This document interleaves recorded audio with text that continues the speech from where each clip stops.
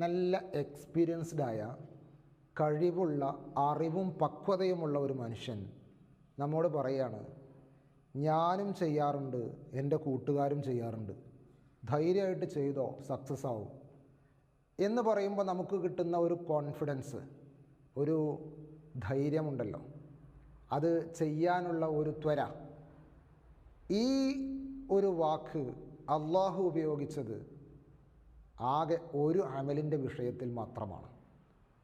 ഞാനും ചെയ്യാറുണ്ട്, എൻ്റെ ഏറ്റവും ഇഷ്ടദാസന്മാരാകുന്ന, ഞാൻ പറഞ്ഞത് മാത്രം ചെയ്യുന്ന എൻ്റെ മലക്കുകളും ചെയ്യാറുണ്ട്, നിങ്ങളും ചെയ്തോളൂ എന്ന് പറഞ്ഞ് നമ്മളെ ഏൽപ്പിച്ചത് ഇന്നല്ലാഹ വ മലായികതഹു യുസല്ലൂന അലൻ നബി യാ അയ്യുഹല്ലദീന ആമനൂ സ്വല്ലൂ അലൈഹി വസല്ലിമൂ തസ്ലീമാ.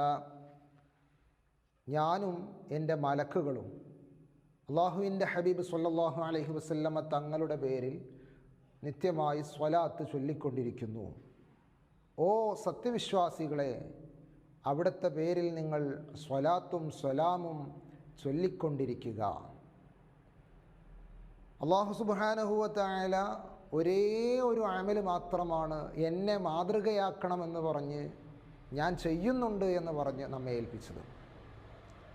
അതിൽ തന്നെ ഏറ്റവും ഫളിലുള്ള സമയം അത് വ്യാഴാഴ്ചയും വെള്ളിയാഴ്ചയുമാണ്. വെള്ളിയാഴ്ച പകലും വെള്ളിയാഴ്ച രാവും. ഹബീബ് സ്വല്ലല്ലാഹു അലൈഹി വസല്ലമ തങ്ങൾ തന്നെ പറയുന്നുണ്ട്, നിങ്ങൾ ധാരാളമായി സ്വലാത്ത് ചൊല്ലുക, വെള്ളിയാഴ്ചകളിൽ സ്വലാത്തിനെ വർദ്ധിപ്പിക്കുക, അത് എനിക്ക് കാണിച്ചു തരും.